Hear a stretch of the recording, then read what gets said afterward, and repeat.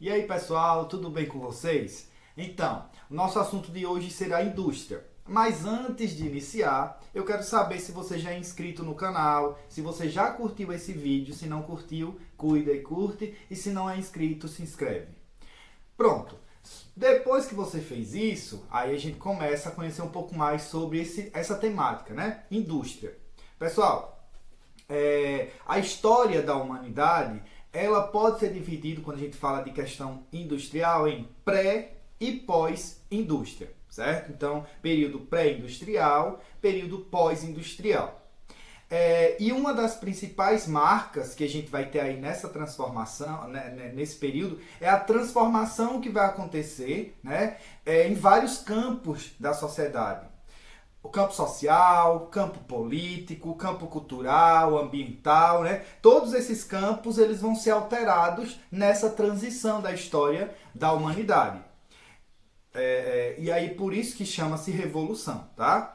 Pessoal, a indústria ela faz parte do setor secundário, né? E o setor secundário é o responsável por transformar as matérias-primas que estão inseridas no setor primário da economia, ok?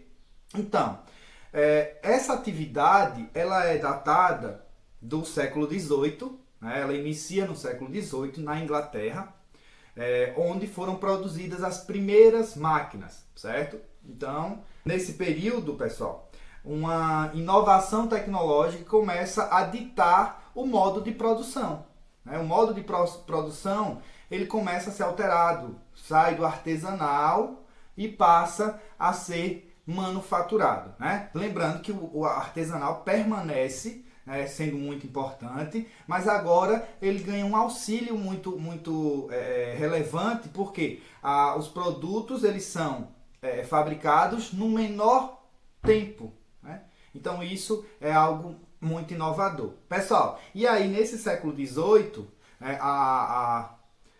essas transformações na indústria elas vão ser divididas, né, em revoluções industriais, e nós tivemos a partir do século XVIII, a primeira revolução industrial que inicia na Inglaterra, tá? Pessoal, quais eram as principais características ou marcas dessa primeira revolução industrial? Primeiro, o tipo de energia, né, utilizado, o tipo de fonte de energia era o carvão mineral, certo? Então, o carvão mineral era queimado para produzir a energia que movimentava as máquinas, certo? Nesse momento surge também o proletariado, né? Então agora surgem os trabalhadores das indústrias, certo? Inicia-se um processo de êxodo rural muito forte, então agora começa também uma transição das pessoas que viviam no campo, né, em sua maioria, se deslocando para as cidades, né, gerando o processo chamado de urbanização, que pode ser visto no vídeo anterior, que fala um pouquinho sobre a urbanização brasileira, certo? E, consequentemente, pessoal, há um aumento dos impactos ambientais, certo? Vale lembrar, pessoal, que com a Revolução Industrial, com o uso das máquinas, a possibilidade de se produzir uma quantidade maior gerou também um dano muito forte para o meio ambiente, porque houve uma maior necessidade de matérias-primas, né? Então, maior uso de matérias-primas, maior impacto ambiental, certo? Além disso, pessoal, qual era o principal tipo de indústria nessa primeira revolução industrial? Quem falou indústria têxtil acertou, certo? Então, na primeira revolução industrial, ela era marcada pela grande importância da indústria têxtil, certo? Pronto, aí nós temos as características da primeira revolução industrial. A partir do século XIX, muitas transformações começam a acontecer, novos elementos são adicionados a essa revolução e nós partimos para uma segunda revolução industrial. Essa tem início e de forma mais pulsante nos Estados Unidos, certo? Então, algumas características que a gente havia apontado na primeira Revolução Industrial vão ser alteradas, né? Porque há um avanço tecnológico e novos materiais, né, surgem, novos tipos de indústrias surgem, né? Então, Nesse momento, pessoal, eles conseguem inventar um motor a combustão interna. E esse motor a combustão interna, ele era movido a partir do petróleo. Então, o petróleo agora passa a ganhar uma importância muito grande como fonte de energia, certo? Há também o uso intenso do aço, certo? Além do fortalecimento dos sindicatos. A gente viu na primeira Revolução Industrial o surgimento do proletariado, né? Só que a jornada de trabalho era muito exaustiva na primeira Revolução Industrial, né? Os direitos, não existiam direitos dos trabalhadores, né? Férias, um salário de acordo com o trabalho. Não, nada disso. Então, a partir dessa segunda Revolução Industrial, surgem os sindicatos para lutar pelos direitos dos trabalhadores, tá? Além disso, pessoal, a mão de obra ela fica cada vez mais qualificada, certo? Que é uma característica muito forte desse momento, a qualificação da mão de obra. E aí é nessa segunda revolução industrial que surge um modelo de produção que é chamado de Fordismo, certo? Criado por Henry Ford, o dono, o criador da Ford, e ele adota um modelo de produção que utiliza esteiras no processo, né? E onde a mão de obra ela vai ser especializada em determinada função. Então, cada funcionário tem uma função. E uma característica é que esse funcionário ele não conhece todo o processo de produção. Quando você é artesão, né, o que acontece? Normalmente, você produz, você pensa, você tem a ideia do produto, e você vai produzi-lo, você vai conhecer todo o processo até o final, até o produto final estar pronto, né? Porque você costuma fazer ele completo. No Fordismo, não, isso não é uma característica do Fordismo.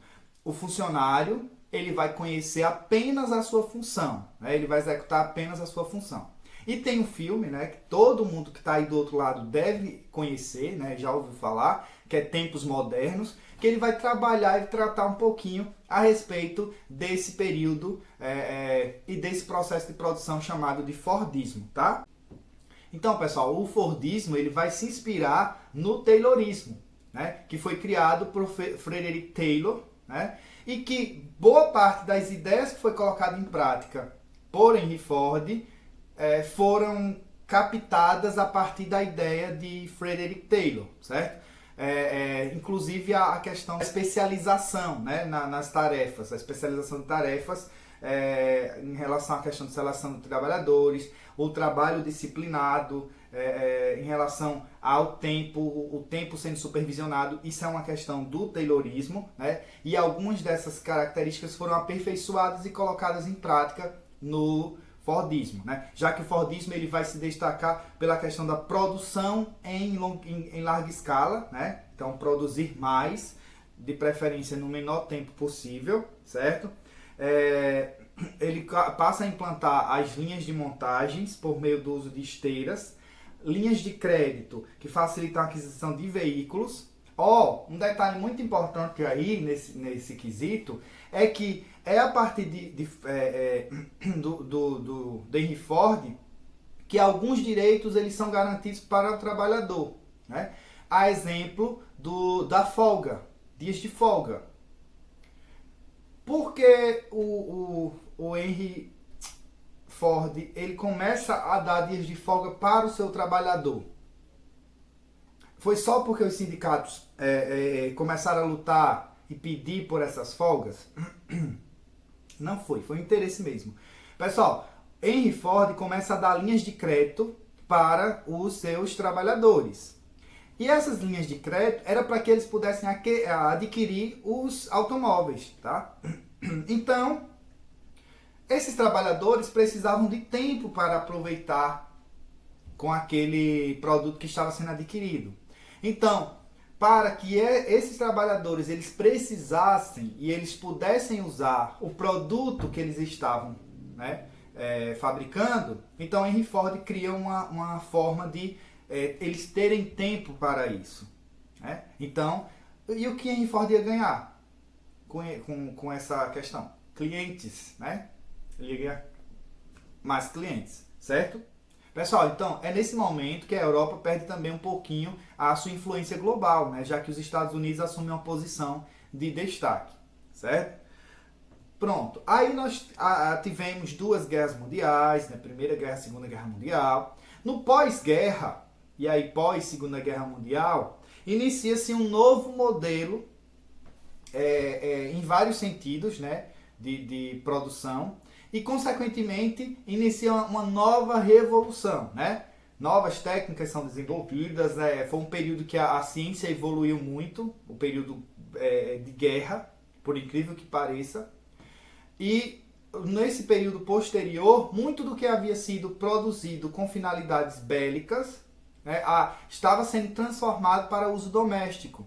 Então, muitas inovações ocorreram nesse período, né? E aí começa a chamada Terceira Revolução Industrial, certo? Essa Terceira Revolução Industrial, ela é marcada também pelo nome, né? Ela pode ser chamada também de Revolução Técnico-Científico-Informacional, certo? Se destaca pelas indústrias de alta tecnologia, né? Essas indústrias de alta tecnologia, elas vão estar ligadas a essa expansão das multinacionais. Então, muitas dessas indústrias de alta tecnologia, né, elas vão se expandir pelo globo, elas se espalham pelo globo, onde a produção dela vai estar também fragmentada. Então, o produto ele não vai ter o seu início e fim no mesmo lugar, certo? Ele vai ser produzido em várias filiais que vão ser espalhadas pelo mundo, e normalmente eu vou ter um local que vai ser o chamada montadora, né? Que é o lugar onde cada componente que foi produzido em um local do mundo vai ser unido e aí vai virar o produto final, certo? O petróleo permanece sendo a principal fonte de energia nessa terceira revolução industrial, mas agora com uma associação, né? Qual é a associação? O surgimento das fontes alternativas, que ganham muita força nesse período. Vale lembrar também, pessoal, que na terceira revolução industrial, que há uma maior exigência, né, da mão de obra qualificada, mas que essa mão de obra qualificada ela seja flexível. Então, diferente do Fordismo, que a mão de obra ela precisava ser especializada e só saber fazer aquilo, né, de preferência, e fazer bem aquilo, nessa terceira revolução industrial, uma característica muito cobrada do profissional é que ele seja flexível, é que ele consiga transitar em diferentes partes do processo de produção, certo? Que esse profissional ele seja flexível, ele seja bom em comunicação, que ele consiga desenvolver inovação, que ele seja proativo, né? Então são características do profissional dessa terceira revolução industrial, tá? Outra coisa, pessoal, é que há uma diversificação muito grande nos tipos de indústrias, né? Nós vamos ter indústrias de vários tipos diferentes, microeletrônica, química fina, informática, telecomunicação. E aí, pessoal, atualmente já se fala numa quarta revolução industrial marcada pela nanociência, né, e a nanotecnologia, a produção dessa nanotecnologia. E um detalhe importante é que a nanotecnologia não é uma tecnologia específica, mas um conjunto de técnicas baseadas na física, química, biologia, ciência, engenharia de materiais e na computação, certo? E aí ela vai estar ligada na capacidade do ser humano de manipular materiais até o limite do átomo.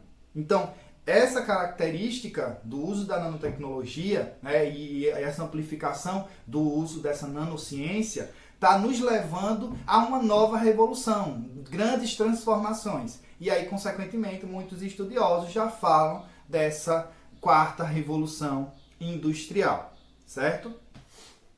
Então, pessoal, as indústrias elas podem ser classificadas, tá? Então, quanto à evolução, elas podem ser manual ou doméstica, quando ela é praticada pela família e os produtos são para o próprio grupo, né? Mas eu tenho também a artesanal. Aí, no caso da artesanal, ela também é marcada por ser familiar, mas o que é produzido, ele é negociado. E temos também a fabril, né? Aí ela é caracterizada pela divisão do trabalho, né? Uma mão de obra especializada, a produção em série, enfim. Temos também as indústrias quanto ao acabamento, que pode ser base ou germinativa, que produz bens que servirão de matéria-prima para outras indústrias, como a siderúrgica, e podem ser derivadas, que possuem bens beneficiados por outras indústrias, como o setor de confecções, né? Quanto à matéria-prima e à energia, aí nós temos a indústria... Quanto à matéria-prima e à energia, nós temos a indústria pesada e a indústria leve. A indústria pesada, ela consome grande quantidade de matéria-prima, energia, né, como a siderúrgica. Já a leve, ela é marcada por não trabalhar com grandes materiais, como as indústrias têxtil e farmacêutica.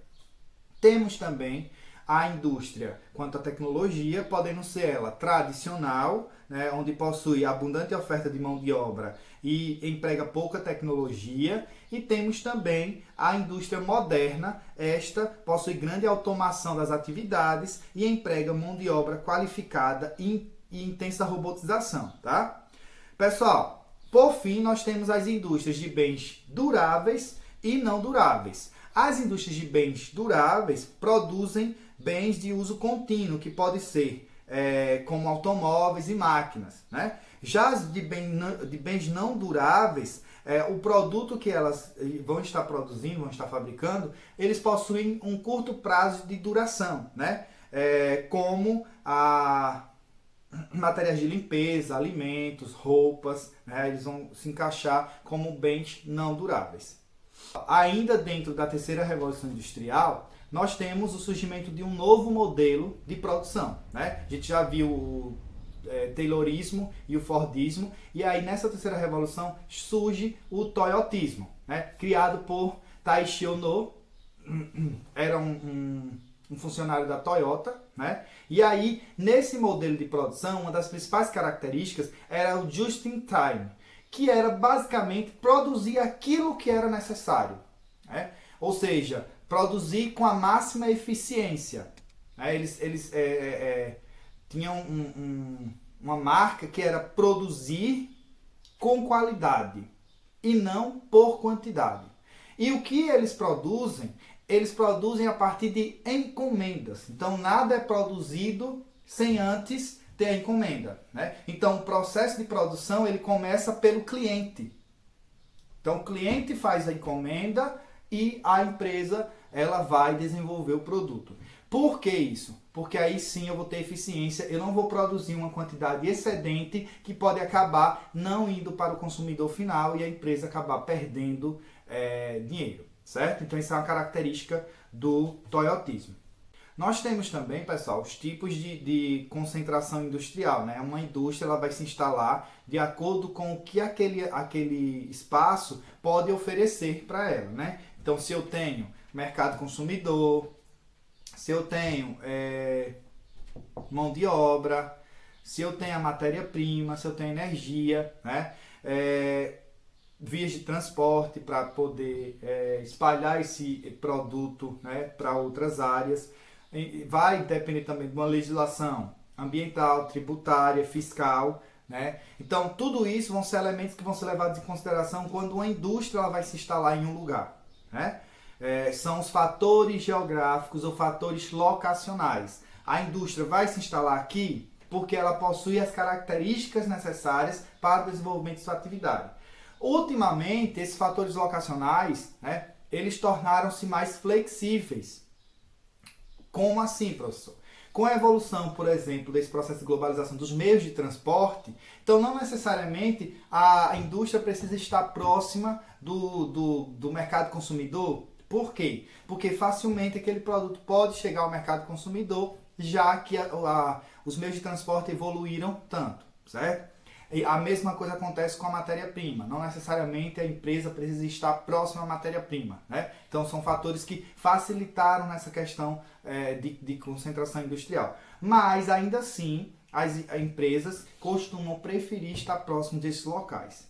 Em outros casos, muitas delas vão optar por estar próximos de uma mão de obra que seja mais barata, de um lugar que tenha uma mão de obra abundante, né? Então barata e abundante, e que as leis tributárias, fiscais e ambientais sejam mais frágeis. Isso está acontecendo bastante com a ida de multinacionais, né, de filiais, para a região ali do Sudeste Asiático. Né? Então, pessoal, para finalizar nossa aula, veja aqui alguns tipos de agrupamentos econômicos. Trust. Associação de duas ou mais empresas para obter a maior parte de um mercado. Holding. Empresa controladora de outras empresas, utilizando-se da aquisição majoritária de ações destas. Um exemplo de holding, a P&G. Cartel. União secreta de empresas do mesmo ramo de negociações, estabelecendo acordos para fixar o mesmo preço para seus produtos, acabando com a concorrência entre si. E aí nós temos como destaque os cartéis de droga, cartel de Cali, de Medellín, cartel das Sete Irmãs, né, ligados ao petróleo. Joint Venture, associação de risco de duas empresas do mesmo setor, que podem ser de nacionalidades diferentes, com o objetivo de expandir suas áreas de atuação. Monopólio, controle de um mercado de determinado produto por uma grande empresa. Oligopólio, caracterizado por um grande número de compradores e reduzido número de empresas. Oligopsônio, estrutura de mercado em que há reduzido número de compradores e que geralmente corresponde a grandes grupos financeiros. Conglomerado, grupo de empresas que atuam em diferentes setores ou ramos da economia e que são dependentes de uma empresa matriz, uma holding, que controla a produção e a comercialização dos produtos industrializados por eles. Então, pessoal, nossa aula acaba aqui. Foi um prazer estar com vocês. Um beijo no coração e até a próxima.